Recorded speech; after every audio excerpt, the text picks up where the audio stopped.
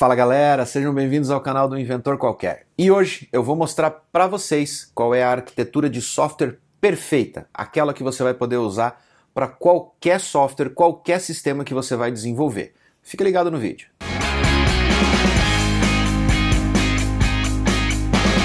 O assunto que nós vamos abordar neste vídeo é só uma introdução do que nós vamos vir a falar aqui no canal. Isso mesmo. Para quem não está acompanhando, ou quem chegou no canal agora, a gente tem uma série inteira falando sobre AWS na prática, ensinando desde a criação de conta até a publicação de uma API na Amazon, tornando ela escalável, redundante e muito mais, com várias dicas a respeito de segurança, performance e até economizar dinheiro em cloud. Então, se você perdeu, eu vou deixar aqui no cardzinho o endereço da playlist, só clicar e você vai lá para o nosso curso de AWS. Mas o curso pode ter acabado ou deve estar acabando, provavelmente a gente deve estar no último capítulo, mas a gente vai continuar falando sobre AWS e esse vídeo sobre arquitetura é só uma introdução a uma série de dicas e macetes que eu vou trazer para você aqui no canal do Inventor Qualquer para você aplicar na prática. São técnicas que eu já apliquei na prática em projetos de grande porte, de alta performance e que funcionam e que podem fazer você não só economizar grana, não só aumentar a performance e a segurança da sua aplicação rodando em cloud, como também fazer aquela moral com a chefia e com os seus colegas de trabalho. Então, fica ligado no canal e vamos falar sobre arquitetura. Para começar, eu preciso falar para vocês um pouquinho sobre como era ser um programador na década de 90. Na década de 90, quando basicamente tudo estava começando ainda, engatinhando, era meio bagunçado, se é que eu posso dizer meio. Não existiam definições como arquitetura ou metodologias ideais ou boas práticas para desenvolvimento como existem hoje. Hoje existem tantas metodologias e tantas arquiteturas que é até difícil escolher uma ou escolher algumas para você poder aplicar nos projetos que você participa. Mas naquela época, a dificuldade era de você encontrar pelo menos uma que fosse evoluída o suficiente para que você pudesse utilizar. Muitas delas eram apenas conceituais, desenvolvidas décadas antes, quando a computação ainda engatinhava mais ainda, quando era mais nova, quando ainda só se tinham linguagens de programação limitadas a mainframes e computadores que você nem sequer tinha visto na sua vida e talvez nem sequer viria a ver durante a sua carreira. Então, tudo isso acabou incorrendo em desenvolvimentos de software que não respeitavam nenhuma boa prática, até porque as boas práticas nem sequer tinham sido muito bem definidas. Muitas linguagens de programação surgiam o tempo todo, PHP, Python, .NET, tudo isso veio vindo numa avalanche de evoluções e gente tentando criar novas formas e formas mais eficientes de poder fazer o trabalho. Logo, a web veio revolucionando ainda mais este mercado e aí durante um bom tempo nós ficamos divididos entre devo me especializar em ser um programador de aplicativos nativos do sistema operacional ou devo me especializar em ser um desenvolvedor web para a internet. Mas tanto um quanto o outro ofereciam muitas desvantagens. Na parte de desenvolvimento nativo, Linux não estava muito bem difundido, foi começar a ficar um pouco mais popular ali para o final dos anos 90. O Windows era o sistema operacional mais utilizado, mas ele mudava demais de plataforma para o Windows 95 e depois para o 98. Logo veio o Windows 2000, baseado no core do Windows NT, que mudou basicamente tudo que estava relacionado à questão dos compiladores. Logo vieram outras evoluções e assim por diante. E nem vou mencionar a questão dos dispositivos Apple, que funcionava com o macOS 9 e depois pulou para o macOS 10 com uma plataforma completamente nova baseado no kernel do BSD. Então, tudo mudou novamente e tudo precisava ser refatorado, tudo precisava ser reinventado e lá se vão por água abaixo todas as boas práticas que todo mundo achava que estava desenvolvendo para poder aplicar no desenvolvimento de software para todas essas plataformas.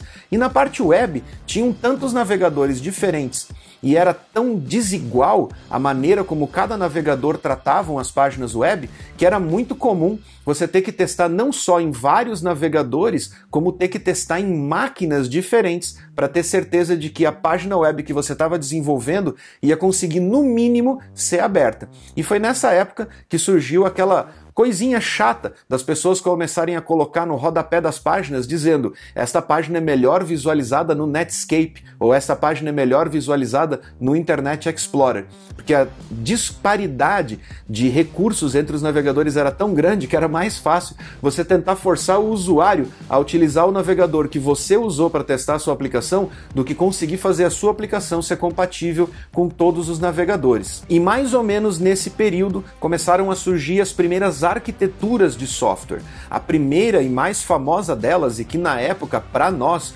foi uma grande revolução, era a tal da arquitetura cliente-servidor, porque tudo era desenvolvido para rodar localmente na máquina onde a aplicação estava rodando. Quando você já falava em ERP, em sistemas de gestão empresarial, você já precisava ter um servidor, mas era muito difícil uma empresa de pequeno porte, especialmente, conseguir comprar um computador, porque era muito caro. Agora imagina uma empresa de pequeno porte investir em um computador e ter uma outra máquina só para funcionar como servidor para você poder hospedar o banco de dados e ficar consumindo daquela máquina. Então, normalmente, mesmo usando a arquitetura client-server, os bancos de dados eram hospedados dentro das mesmas máquinas onde a própria aplicação rodava, o que não fazia o menor sentido, porque se aquela máquina sofresse algum dano, todas as informações se perdiam. No encalço da revolução do client-server, vieram outras arquiteturas, MVC, MRVC. Agora, nós estamos na tendência e no hype do microservices e assim por diante. Se você for procurar uma lista na internet de arquiteturas já concebidas, você vai ver uma lista tão gigantesca que você vai se assustar e vai falar: cara, eu acho que eu vou desenvolver minha própria arquitetura, que é mais fácil. Mas espera lá, para que você entenda a necessidade de você adotar uma arquitetura no desenvolvimento de um software, eu vou te contar uma historinha bem breve, bem rápida. Quando você começa a desenvolver um sistema baseado em nada, ou seja, você começa a estruturar todo o sistema do zero, desde a parte de organização de arquivos até a estruturação do próprio código, a hierarquia de código, onde essas informações vão ficar alocadas, como vão ser as divisões de classes ou de arquivos mesmo dentro do seu código, você tem que redesenvolver ou reinventar a roda. Existem muitas metodologias que já trazem todas essas definições prontas para você, baseadas na experiência de centenas ou milhares de desenvolvedores ao redor do mundo, e que podem fazer com que você corte caminho e evite cometer muitos erros que você vai ter que cometer se caso você tentar criar a sua própria arquitetura ou tentar criar a sua própria estrutura de aplicação. Para isso, as arquiteturas e as boas práticas andam de mãos dadas, tentando fazer com que você consiga economizar tempo na hora de desenvolver e também para que todos os desenvolvedores de um mesmo time consigam pensar da mesma forma, com a mesma visão com relação à estrutura do código. Para pensar numa empresa que desenvolve um sistema e, de repente, um dos desenvolvedores sai da empresa. E esse desenvolvedor era justamente aquele desenvolvedor que criou o conceito ou criou a base desse sistema. Quando esse desenvolvedor sai, ele leva com ele todo o conhecimento e a visão que ele tinha com relação a como esse sistema deveria ser da forma ideal. Se ele não documentou, o que é muito comum de acontecer, você e o resto dos membros da equipe que ficaram para trás vão começar a tentar elaborar maneiras diferentes de poder melhorar aquele sistema. Uma vez que ele foi criado por uma única pessoa, com certeza ele vai ter muita coisa para ser melhorado. O que vai acontecer é que vocês vão começar a escrever códigos diferentes num sistema já existente.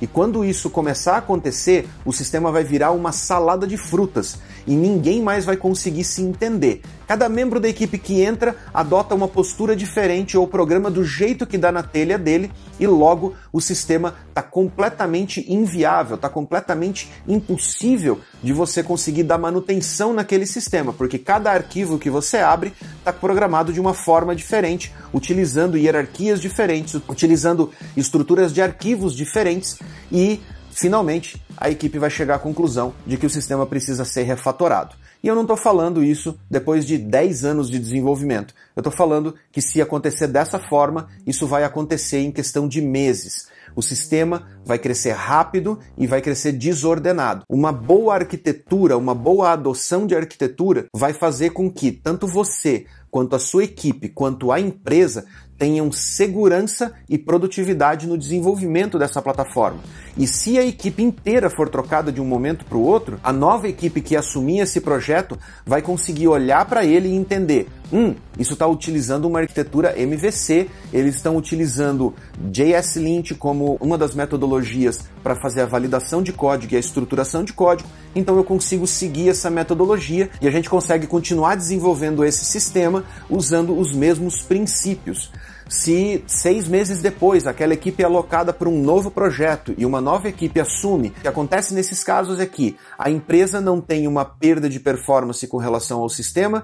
Qualquer sistema que você for trabalhar, basta você seguir as orientações e boas práticas daquela arquitetura ou da metodologia de desenvolvimento que foi aplicado inicialmente nesse sistema e você consegue entrar no projeto e já colocar a mão na massa e sair produzindo, criando códigos de qualidade e compatíveis com aquela plataforma que já existia, evitando assim que você ou qualquer desenvolvedor que venha depois de você precise refatorar o sistema, o que vai causar prejuízo para a empresa, consequentemente vai trazer menos resultado para você também, porque se a empresa precisa parar todo o desenvolvimento de novos recursos para refatorar o sistema a cada 6 meses, não há possibilidade de você bater aquele lerinho com seu chefe e falar: pô, mereço um aumento. Porque ele vai virar para você e vai falar assim: aumento de quê?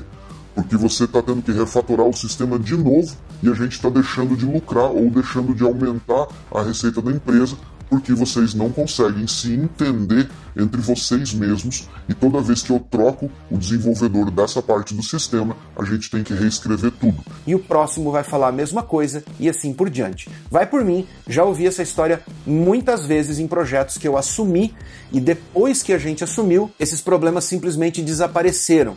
E as equipes que vieram depois assumindo esses projetos puderam olhar para o projeto e falar: legal, eles estão usando essa metodologia, eles estão usando essa arquitetura, basta a gente seguir os mesmos padrões que tudo vai ficar bem e a gente vai continuar desenvolvendo esse sistema. Mas uma coisa muito importante de entender é qual arquitetura adotar e como adotar ela.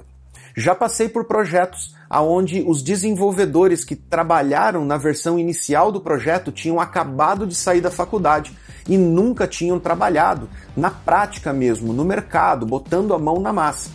E saindo da faculdade com aquele conceito fechado, travado de desenvolvedor Java, que trabalha com frameworks extremamente extensíveis e com metodologias que só funcionam no meio acadêmico. Vai por mim, não estou falando mal da galera que faz faculdade, também não estou falando mal da galera que programa em Java. Porque quem programa em Java e está no mercado também entende que você não pode levar metodologias, arquiteturas e certos conceitos ao extremo, porque senão no final você acaba prejudicando a segurança ou a performance ou a sua própria produtividade na hora de desenvolver ou dar manutenção nesse sistema. Toda metodologia ela é criada ou ela é concebida dentro de um cenário ideal, de um cenário perfeito. E nós sabemos que na vida real não existe essa utopia de cenário perfeito, de realidade perfeita. Todos os sistemas são diferentes, as empresas são diferentes, os fluxos, os processos são diferentes e não poderia ser diferente o fato de você ter que adaptar essas metodologias e boas práticas a cada realidade que você tem. Cada conceito desse foi criado pensando no mundo ideal em que aquele conceito se encaixa. Entendeu? Não adianta você tentar encaixar a realidade a um conceito. Cada conceito e cada boa prática tem que ser adaptada à sua realidade. Quando eu peguei alguns dos projetos que vieram da mão desses desenvolvedores recém-formados, eu vi coisas absurdas, como uma plataforma desenvolvida para a web em que todo o sistema era monolítico e absolutamente todas as classes desse sistema tinham interfaces atreladas a elas. O que isso causava?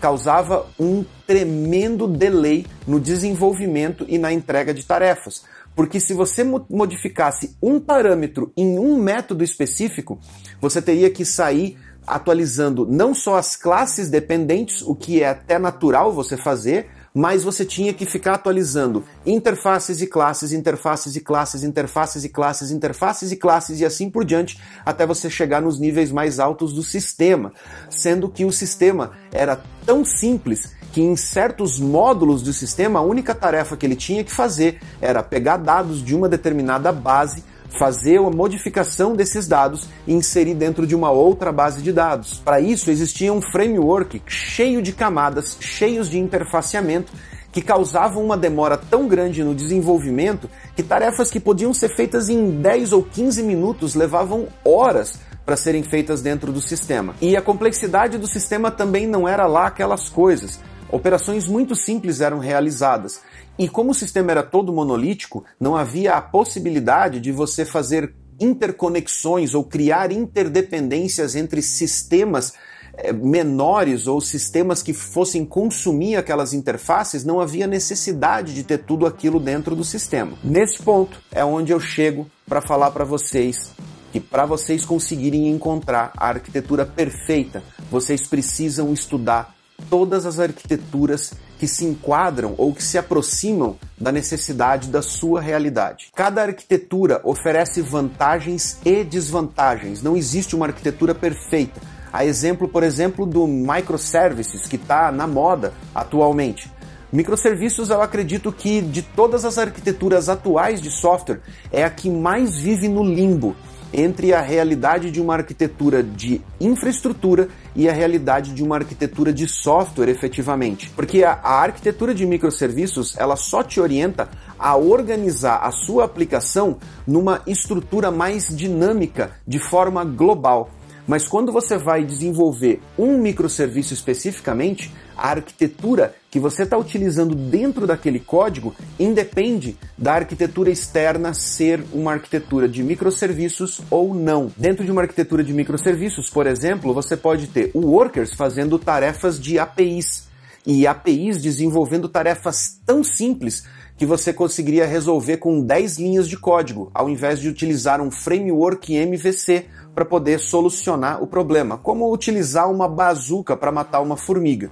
Então, para cada modelo, para cada aplicação e para cada caso, você tem que pensar em qual é a arquitetura correta que você deve aplicar e ter o melhor resultado, não só em performance, não só em segurança, mas principalmente em produtividade. Ter a equipe toda alinhada com relação a quais são as boas práticas para serem aplicadas naquelas camadas ou naqueles pontos específicos da aplicação. E só tem uma maneira de você saber qual é a melhor arquitetura. É você aprendendo e estudando a respeito das arquiteturas existentes. Lógico que você não vai pegar aquela lista gigante que você encontra na internet e sair estudando uma por uma, porque seria impossível armazenar isso tudo na cabeça. Então, tente focar nas arquiteturas que estão mais na tendência ou são mais utilizadas para a linguagem de programação que você desenvolve ou para sistemas que sejam mais parecidos com aquele que você está trabalhando neste momento. Dessa maneira, você consegue estudar essas arquiteturas